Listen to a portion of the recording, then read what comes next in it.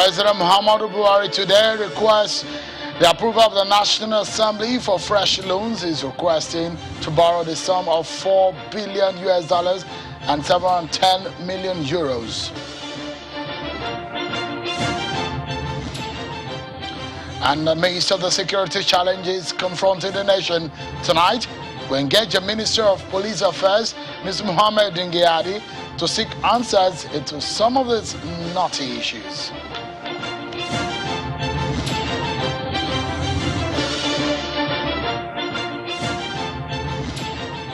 Hello everyone and welcome to Politics Today live on Channels Television.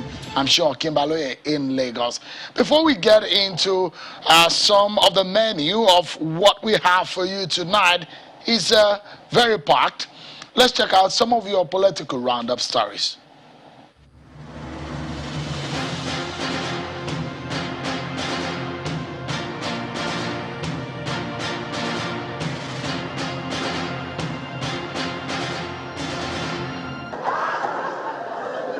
Federal lawmakers have resumed plenary after adjourning for 8 weeks for the annual recess.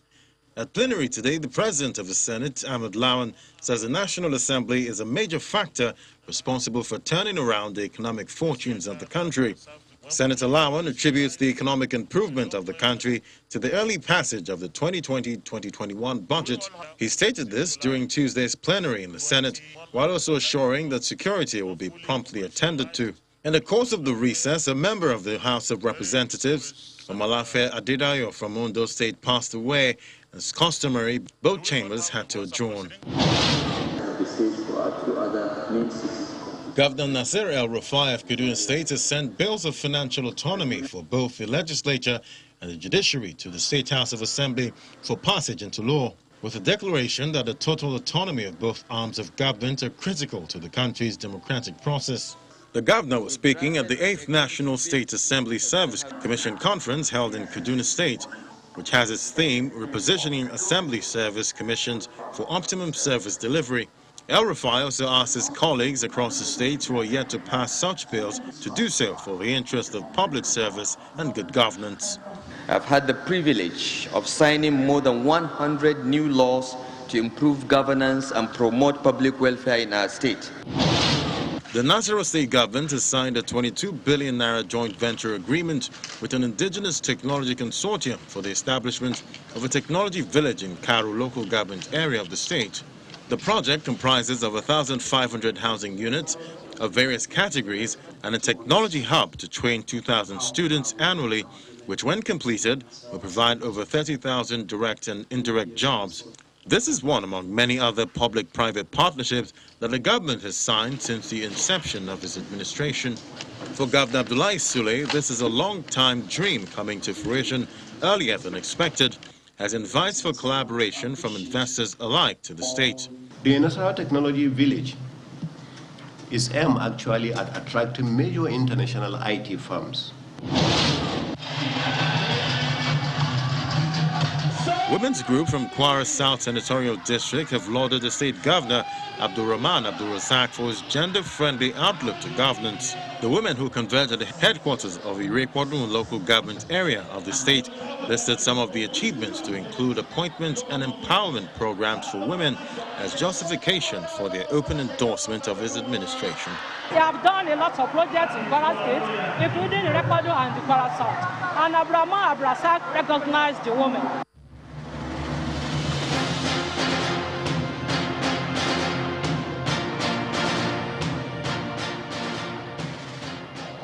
Before we engage our special guest tonight on the program, there's something I'd like you, my audience, tonight to have a taste of is the exclusive interview with the Speaker of the House of Representatives, Honorable Femi Gbajabiamila, a part of which aired earlier this morning on Channels Television.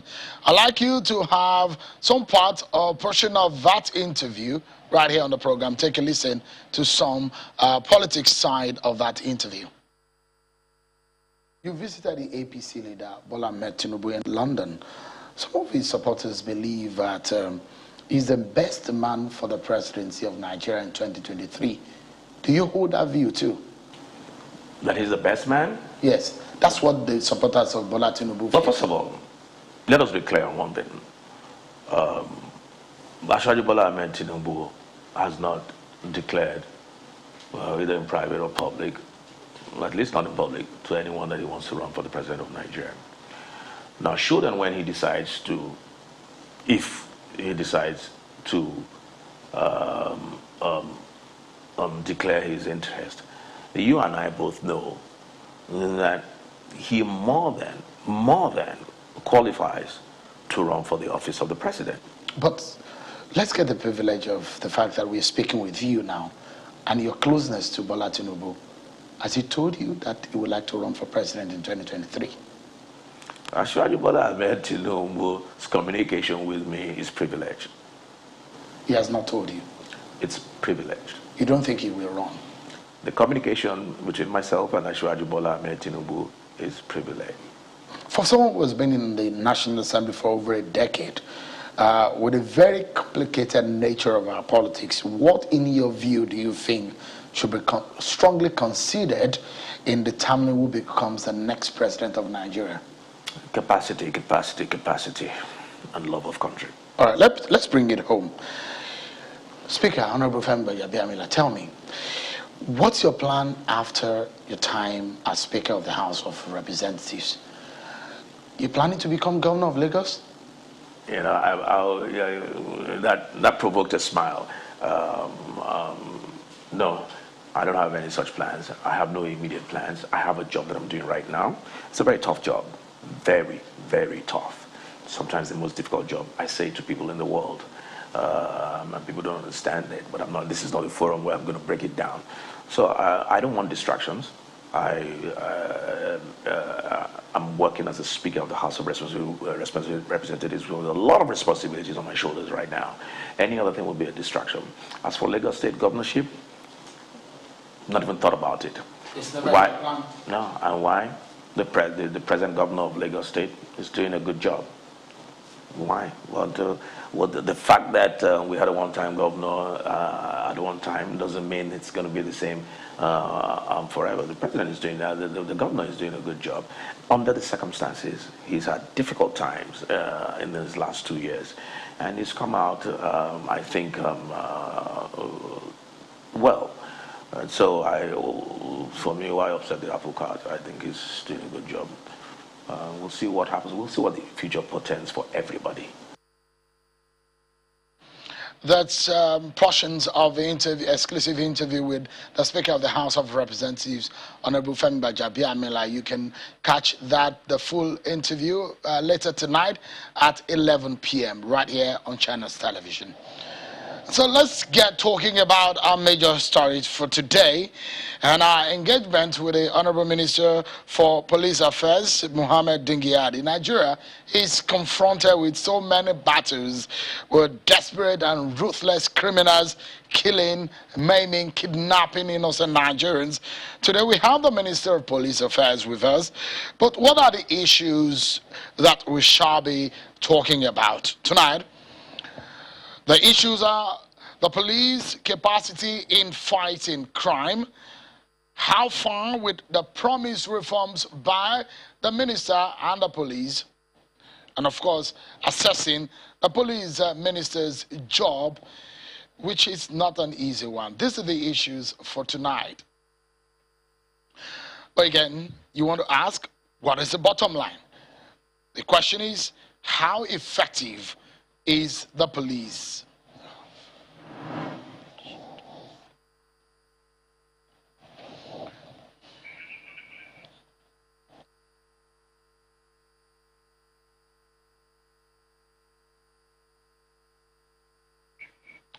I'm being joined from Abuja studio by the Honorable Minister for Police Affairs, Mr. Mohammed Dingyadi. Thank you so much, Honorable Minister, for your time tonight. Thank you very much, Sean. How is Lagos over there? Yeah, Lagos is good. It rained today, and we hope that the good weather will continue. Let's begin the conversation from a recent event and what happened earlier today. We understand that there's been some rearrest of the inmates in the Kaba prison break. 114 out of the 220 have been recaptured. What more can you tell us, Minister? Well, Mr. Chairman, thank you very much for this opportunity. I thank you once again for bringing me down here today.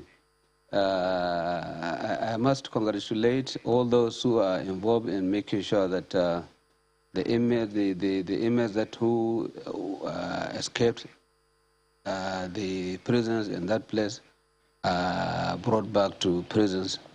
And I want to say that they have done a very good job. And I want to thank all the security agencies who are involved in this exercise. This is the way to go, and I want to assure all Nigerians that the remaining people who have escaped will very soon be recaptured and taken back to prisons by the grace of God.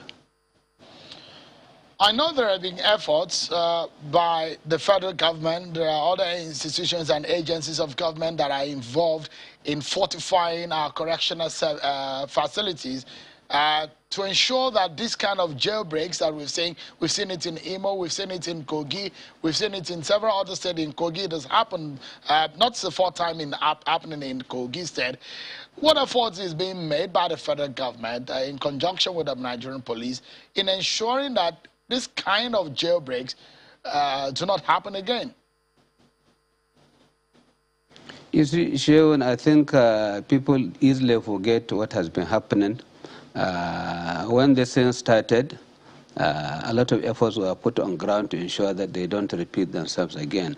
And as you can recall, for the last 3 or 4 months, we have not had this kind of jailbreak since that time. And God will have it, we had it a few days ago. And every effort is being made to ensure that this kind of thing does not repeat itself. Security agencies, the police, the correctional service, the civil defense, and indeed the army were all in the various places in all the relevant areas to ensure that adequate security is being provided to avoid this kind of unfortunate incident. I think they had their day a few days back. They were able to break the correctional sentence in Kogi State. And I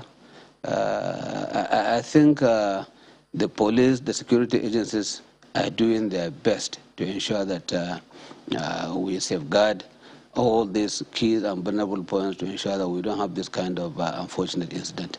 It has happened, and we pray that a repeat will not be seen today or any time in the near future by the grace of God. All right, Minister, let's take you to some of the manner in which the police is doing its job. Recently, it does look like the fight against the bandits, we're getting some positives coming out of there. What would you say is responsible for some of the recent positives that we have seen? You see, all these things as a result of the collaborative efforts of the security agencies that are on ground. And as long as we have this collaboration, we'll continue to record these successes in all the areas where these bandits are operating. And as long as we have the police, the army, the SSS working in good synergy, we will continue to record the successes. I think we have found the way out, and we believe that the successes we are going to continue to achieve them. The equipment and the intelligence we are trying to improve to ensure that we get to the right point at the right time. So we are going to see more and more successes coming up in the next in a couple of days. It appears there is a change of tactics. At least we've seen some kind of movement and actions in Zamfara. We've seen in Katsina. Are you extending such tactics and attention to other states that are equally experiencing the activities of bandits? We are assessing the situation as it is today, and I don't want to expand or to expatiate on what we are going to do next because it's a security situation. But we're assessing the successes we are recording, and we're assessing all the efforts were put in to ensure that more and more successes are recorded. But let me say that we want to appreciate what all the security agencies are doing. We want to appreciate the people in these various communities who are cooperating with the security agencies, because without their support and cooperation, the successes so far recorded wouldn't have been achieved within this reasonable time. So we are assessing what we have been putting in to see whether we will go ahead with the plans that are already on the ground, or we will improve on what we are doing. Is the window of amnesty still open for these bandits? Some governors have said no more amnesty. But from the federal government's point of view, will the police or will the federal government be willing to take in any of these bandits who are willing to surrender their arms and give them amnesty?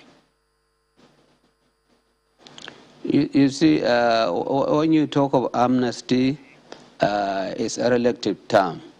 And what the federal government is trying to say is that let us see those who have surrendered their arms, let us listen to them, let us chronicle them, let us receive them. We cannot just throw these people away because they are all Nigerians. Of course, they are criminals, they have committed atrocities, they have committed crimes, but according to the international law, when you surrender from a war zone, you are not killed or you are not maimed. You are allowed to have your say.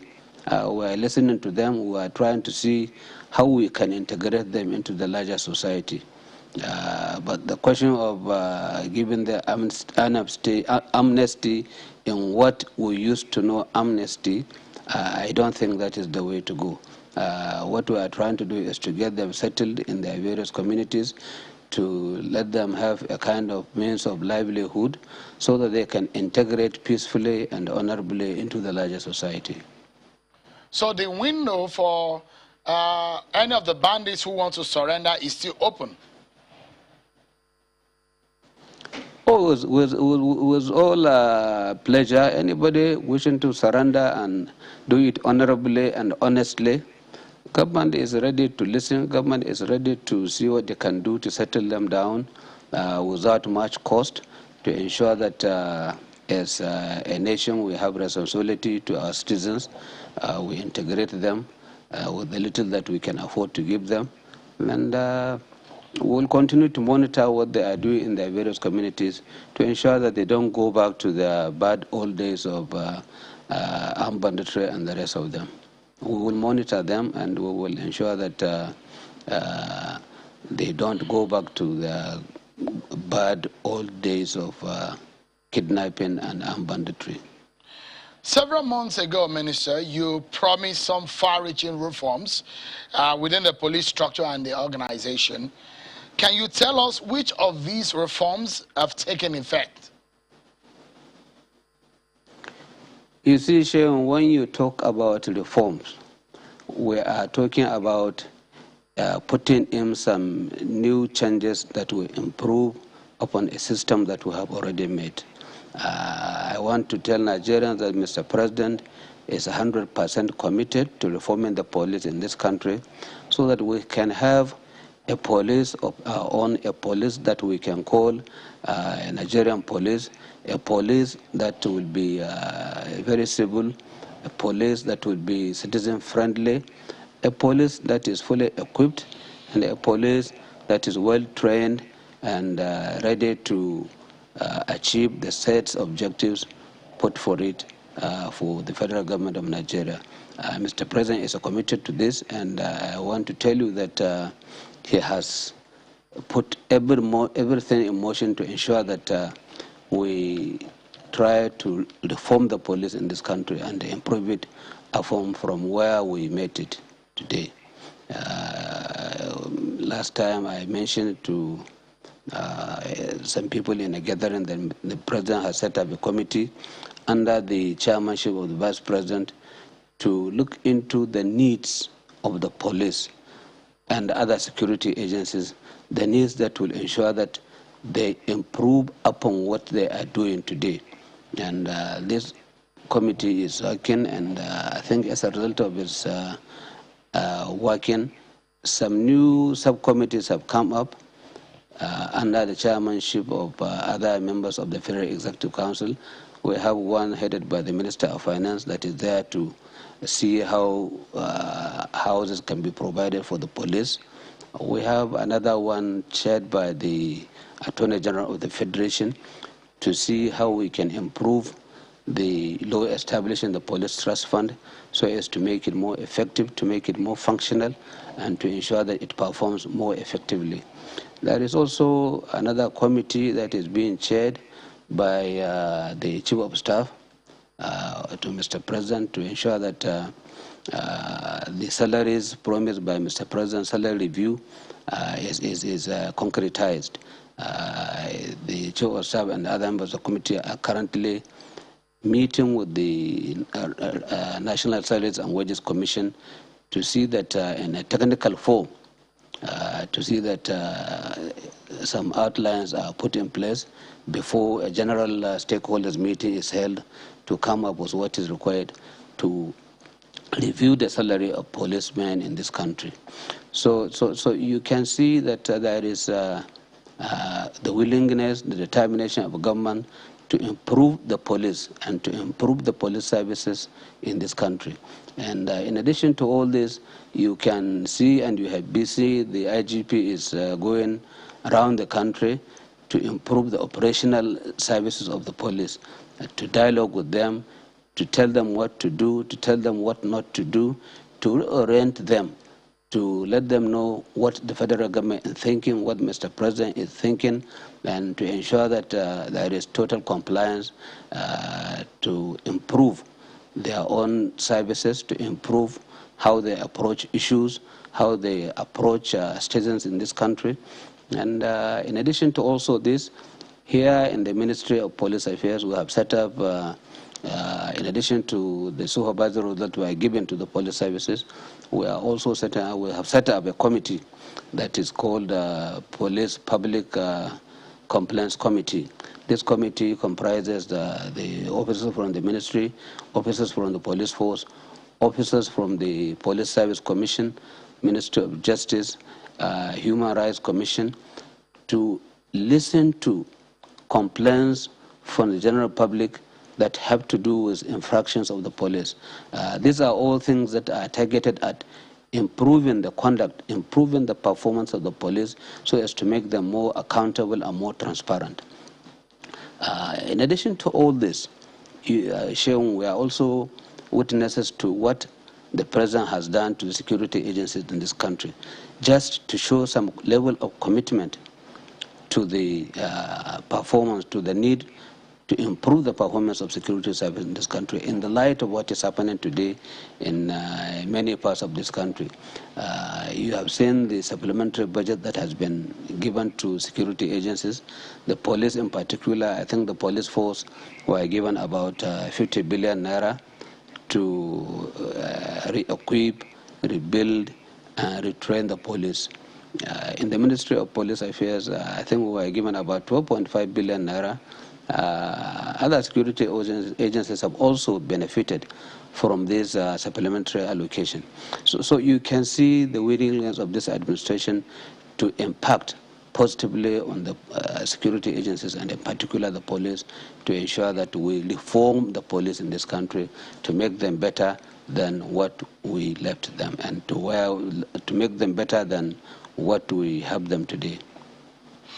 Talking about reforms, I'll still come to the EndSARS panel and some of the allegations of human rights abuses against the Nigerian police and some of the issues of infrastructure and welfare of the police in a short while. But I'd like you to clarify a few things for us here. What can you tell us about the suspended police officer, Mr. Abba Kyari, who has been indicted by the FBI? What's the status of that investigation on him? You see, the issue of Abba Kyari has become a public domain, and I think by now everybody has heard that the police, in their very wisdom, in their usual way of becoming transparent and being fair to all, they have set up a committee to investigate all these allegations. And we have also reported that the committee has submitted a report to IGP. And we have submitted this report and recommendations to the Attorney General of the Federation for legal opinion. Thereafter, we will take it to Mr. President for final consideration. So you can see, even though this matter is a local matter here, it also has some international connotations. So we have to take do some due diligence to ensure that we do the right thing. There has to be some consultations with the Ministry of Foreign Affairs, Ministry of Justice, before a final decision is taken. But what is important is Nigerians should know that the police management is up and doing, and they have done what they are supposed to do. And I hope people will wait and see what actions is going to be taken on this matter. How did you settle the matter? Because we understand that at some point the Police Service Commission weighed in on the matter. We also understand that the police hierarchy also did their own different investigation. Who is supposed to do this? Is it the police or the Police Service Commission? No, you see, the investigation is supposed to be done by the police because it's their staff. We have informed the Police Service Commission, and they have directed that the officer be suspended from duty pending the outcome of the investigation. I think by the time we finish these things, we will refer what is needed to be referred to the Police Service Commission for final action. So I think it is the police who have the responsibility to investigate. But don't forget, after the investigation by the police, the entire matter will be referred to the Police Service Commission as far as the service of this gentleman is concerned, and then they will do the needful. There's another clarity that I'd like you to give us here. The status, what is the status of the former EFCC boss, Ibrahim Magu? There was an investigation on him. At some point, we didn't hear anything. What about it? Give us the status report on it. Well, the matter, like you said, is investigated, and the man is not yet, is still in the service. He is still in the force headquarters. I don't want to expatiate at this material time as to what is happening to the panel, to the report of the committee. What I know is that the matter has been submitted to Mr. President, and as far as I know, no communication has yet been submitted to the ministry or to the police force on this matter. So we are waiting for the final outcome, and the public will be informed as and when the need arises. So Mr. Ibrahim Magu goes to the office at the police headquarters as a police officer. Is that what you're telling us? Of course, yes, he's still a police officer, even though he is under suspension. And what you know is that he used to be the chairman of the EFCC, but he is no longer one. So you have not had any person that has been assigned to him. So he's still there. He's still hanging in the pendulum, and but that does not mean that he is not within the payroll of the federal government. He is still a civil servant. He is still a police officer. So until the final decision is taken on the matter, I don't think I should say anything more than what I have said on this matter now. Honorable Minister, please stay with us. We need to take a break on the program, but we'll come back.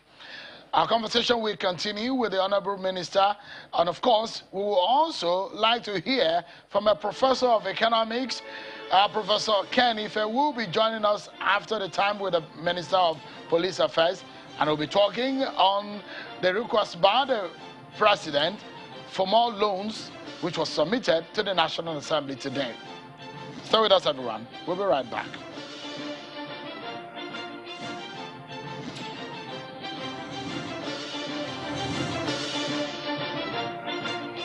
Thank you so much, everyone, for staying with us. Let's continue our conversation with the Honorable Minister for Police Affairs, Mr. Mohammed Dingyadi, who is in our Abuja studio. Thank you so much, Honorable Minister, for your time tonight.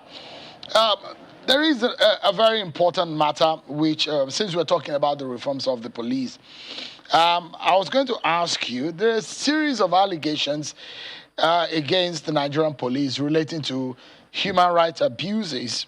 Let me get your view on the EndSARS panel report. What's your view on some of the reports that have come out of the EndSARS panel? No, you see, these panels, like you are aware, were set up by state governments to investigate these infractions. And it is their responsibility to receive these reports and do the needful. None of these reports is coming to us. All these reports will be submitted to the state government that has set up these panels of inquiry.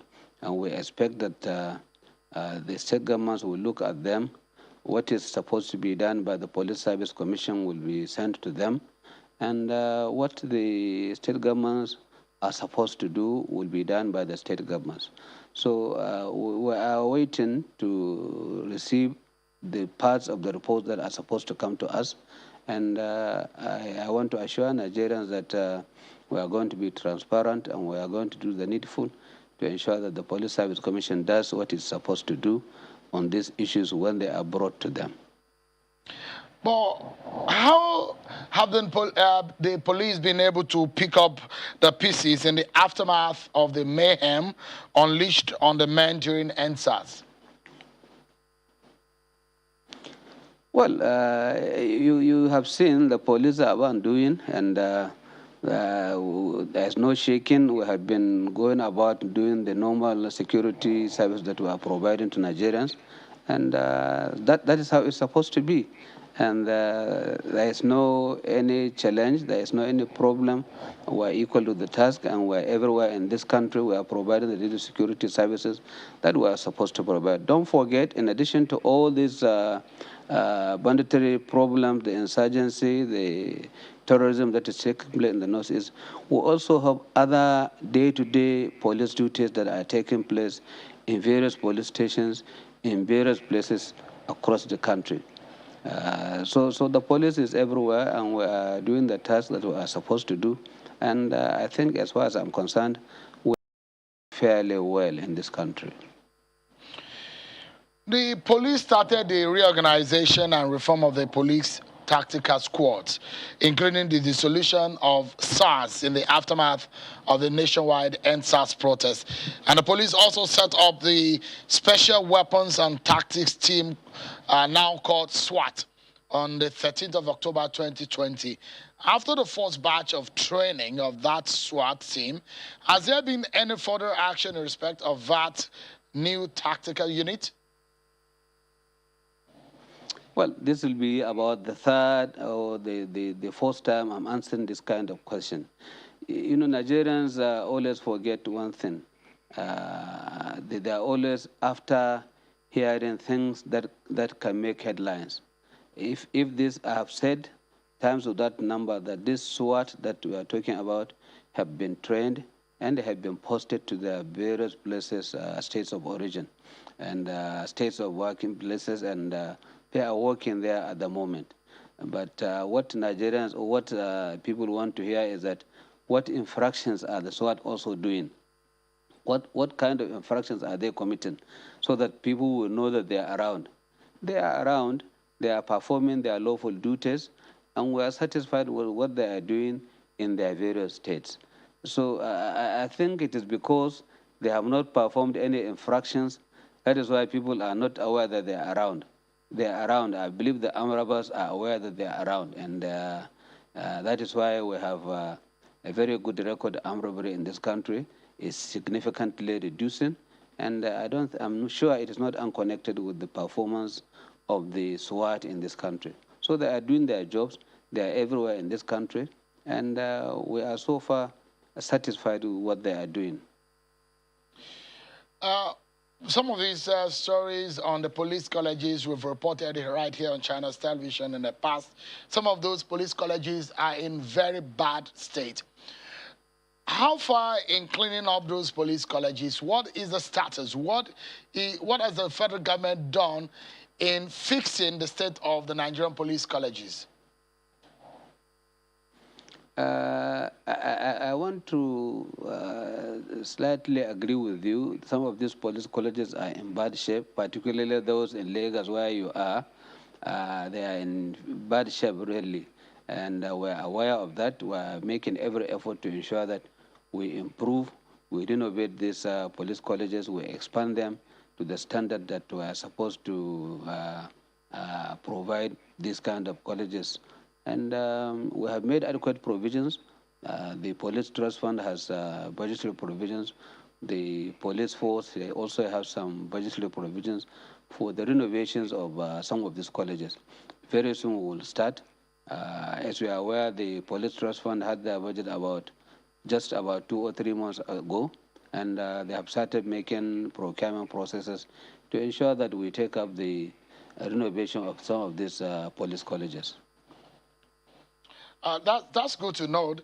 But in terms of the numbers of the Nigerian police force, there is always the argument and the debate that we do not have sufficient police officers to police Nigeria. The police to citizen ratio, as stipulated by the United Nations for Nigeria, is rather low. Is there any effort in equipping or recruiting more police officers, and when will that happen?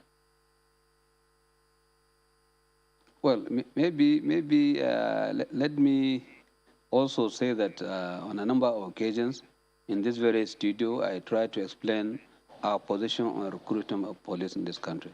Mr. President is very clear, has given very clear directives on this, and we are making efforts to comply with these directives.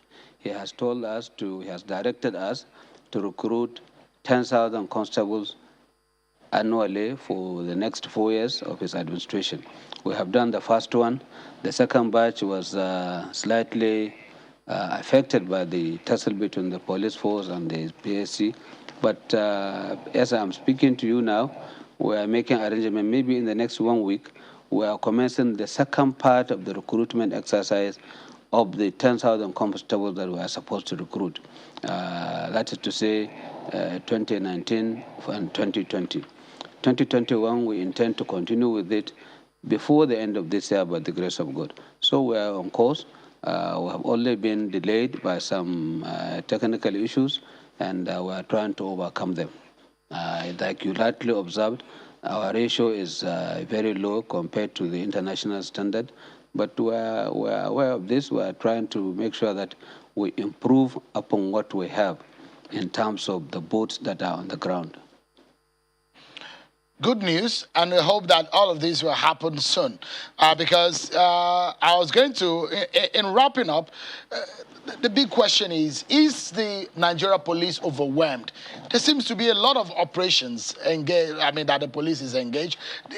There are not enough personnel. The issue of equipment is another thing. But as it is right now, is the Nigerian police or the Nigerian police officers, are they overwhelmed? Far from that, we are not overwhelmed. We are doing the best that we can to provide the needed services to all Nigerians. Like I said earlier on, the police are everywhere in the country, and it is also the police, Mike, it is only the police among the security agencies that are in every village, that are in every town, that are in every local government, that are in every state of the Federation, including FCT. So we are everywhere. We are doing the job that we are supposed to do day and night, 24 hours. So we are not overwhelmed. And the only thing I want to say, we are not doing the very best. Nigerians expect us to do more, and we are making efforts to do more to ensure that we perform better than what we are doing. And that is the essence of the reform that Mr. President is talking about. And we are on top of the situation. We are continuing to improve.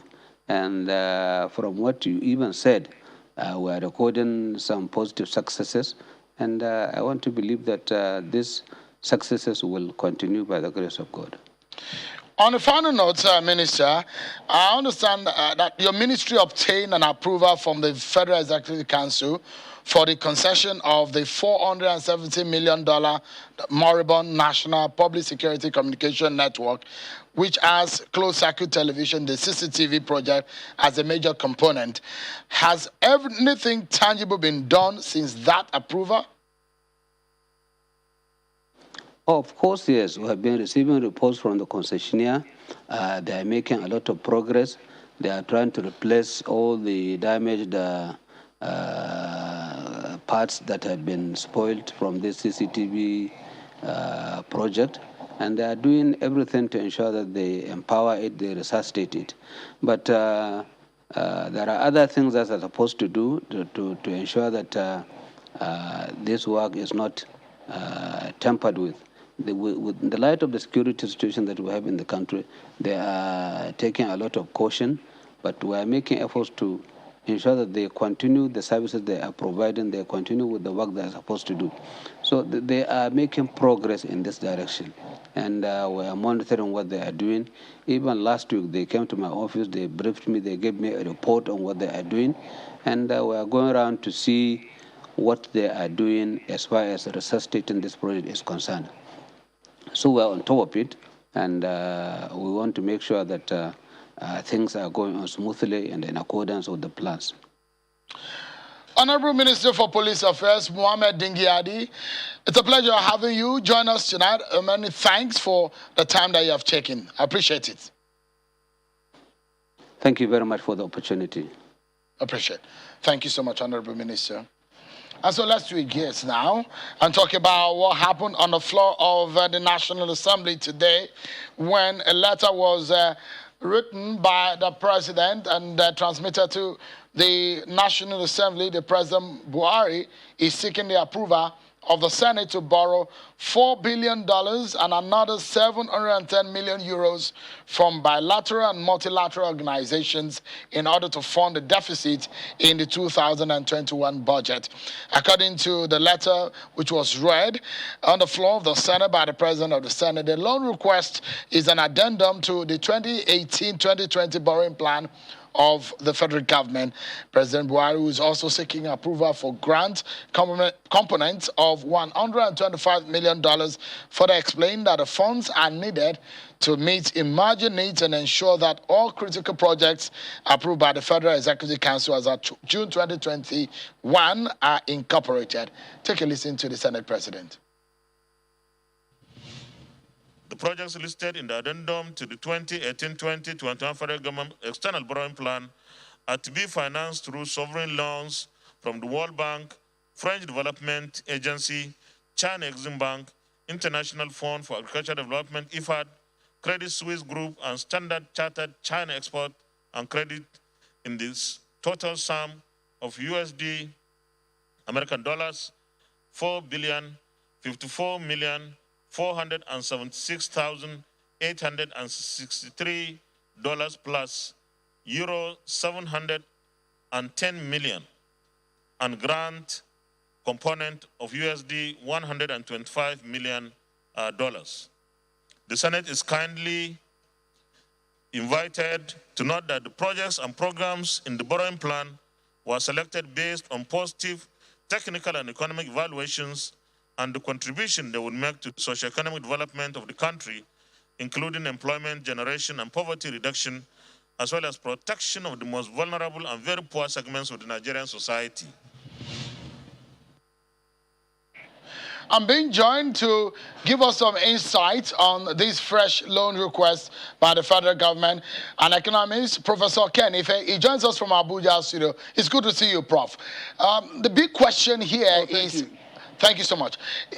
The big question is how to channel this loan, and the federal government has stated clearly that the loans are obtained and to help stimulate the economy and create job employment. Yeah, that's correct. You see, anything around borrowing are all established by Fiscal Responsibility Act of 2007. One, it provides for fiscal strategy paper. That borrowing was captured or foreseen by the fiscal strategy paper. It also provided for medium-term expenditure framework. That was captured in the medium-term expenditure framework. Then it provides for a borrowing plan. That was captured in the borrowing plan of 2018 to 2021. And so those an additional supplementary. But also the act says that in any borrowing, it has to be, any borrowing, it has to be for capital projects or for human resource development.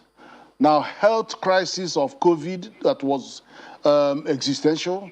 And then, of course, education and all other areas of human development, employment, very important, are all provided for. Then one other important thing that he did mention, which the Act says, any borrowing, you have to establish the cost benefit of that borrowing. And then you could see the level of articulation that it was going to be, what it has to do. And so showing that that test, it has been subjected to that scrutiny by the Debt Management Office, of course. So, the next question will now be on the integrity of the borrowing. There's nothing wrong in borrowing.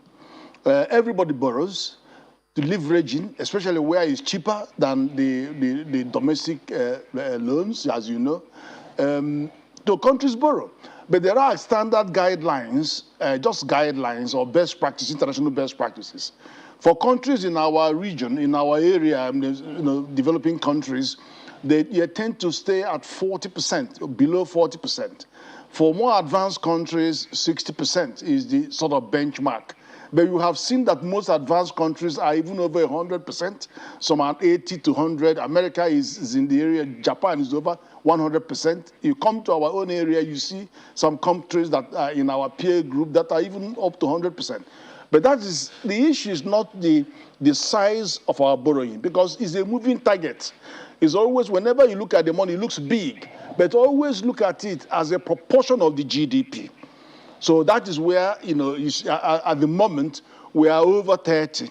The reason being that you have to now add the overdraft of $25 billion, which is 10 trillion. When you add that, then it goes over 30 heading to 34%. But otherwise, it has always been around 2021, which has been what it was in 2005, 7, and then jumped and came back. So it's been hovering around that. But also know that the last count showed that there was a drop in the external borrowing by about 500 million, which was because of the 500 million repayment of the euro loan. So one thing that you can say very positively, though, is that we haven't defaulted. For this last 6 years, we haven't defaulted. In 2005, we had a situation where over about 40% of that 30 billion we were owing were actually penalties for not paying, for missing the payments and all of that. So I wouldn't lose my breath on the size of the borrowing, but I would say that my concern is the other side of the coin, which is the quantum of debt service as a proportion of government revenue. But bear in mind that whilst we are the lowest in Africa, government revenue to GDP about 6 to 8%, moving target as well. There are assurances now that these things are going to get better. Even the projections on this particular financial year was about 46.8% of the debt service to government revenue. And then you've seen a few weeks ago that the money expected by FIRS from the reorganization of the NNPC under the PIA law shows that they are hoping to get over 10 trillion next year. So which means that their revenue is going to double. So that gives me some hope, because otherwise it is going to be tough to explain how you can sustain all of that. But the current overdraft that is now being converted to 30-year loan, a long-term loan, gave us a moratorium of 2 years. So that means it won't crystallize in the life of this government. So it's got to be from 2 years and above. All right. But also, there are other things that are bringing in comfort. Okay, sorry. I wanted to, because you spoke about the issue of revenue, still talking about how to channel these loans. The federal government had come to say within the Nigerian Economic Sustainability Plan that the focus of some of these loans will be on issue of infrastructure, sectors of infrastructure, health, agriculture and food security, energy, COVID-19. These are some of the areas in which some of these monies are going to go and be channeled towards. How fast can we be able to stimulate the economy? Because you spoke about revenue, in generating revenue to get the economy back on its feet. Well, in terms of generating, what I would have to say that those things you've just mentioned are legitimate because they fall within the definition of what this debt could be borrowed for. And then you've got to understand that the two visions of Nigeria, that in 2030, that's PwC, that we will have a GDP of 1.64 trillion and 2050, 6.4 trillion, is unimaginable how you can ever get to that order of revenue, order of growth without having infrastructure. You've got to build infrastructure if you're expecting any form of investment to come into your country. And you do need investment to create wealth. And it's from creating wealth that you create employment and then disposable income. From that disposable income, you can buy education, buy health, and all of that. So that's the cycle. Now, in terms of revenue, apart from what I have just mentioned about more expectations of more revenue, we need to talk about acceleration in bringing the assets into the picture, because the narrative around our debt is always about, oh, they're borrowing and they can't pay, but nobody talks about assets. We are not leveraging our assets as much. We're a very resource-rich country. We've got lots of assets. There are in thousands of businesses that we have to concession out and privatize. So you should be talking about acceleration in the privatization and commercialization and concessioning of many of these to bring in more liquidity into the system. We have the assets. I mean, if you look at Saudi Arabia that needed $25 billion, they didn't go to IMF or World Bank. They say, well, we have Saudi Aramco. Tell us what is it worth? And it was worth more than 1.5 trillion. So they say, all right, give me 5% of it. And that's it, off in the market. And they gave them the money they needed. We need to do more of our assets, leveraging the assets to improve liquidity. And because the challenge for Nigeria is liquidity. That is the problem. Eventually we'll get round, but the liquidity is the biggest challenge that we have. There are other things like the capital infrastructure company that will actually take the challenge away from federal government on managing those big-time infrastructure, being capitalized by 1 trillion, going out to market to get 15 trillion. So that will deal with that side, and the government can focus more on social inclusion and human resource development. Professor Ken, if the way you break these things down just makes it a bit more clearer for one to understand and get insights. Thank you so much, Prof, for your insight tonight on this issue that you have raised. Appreciate your time tonight. Thank you. Thank you so much. Professor Ken Ife, economist, who has been talking to us about the fresh loan request by the federal government to the National Assembly. And that's where we draw the curtains of the program tonight. Don't forget to catch up with the full-length interview, the exclusive interview with the Speaker of the House of Representatives, Honorable Femi Gbajabiamila, a political paradigm special program tonight at 11 p.m. Thank you so much, everyone, for watching. I'm Sean Kimbale. Bye-bye.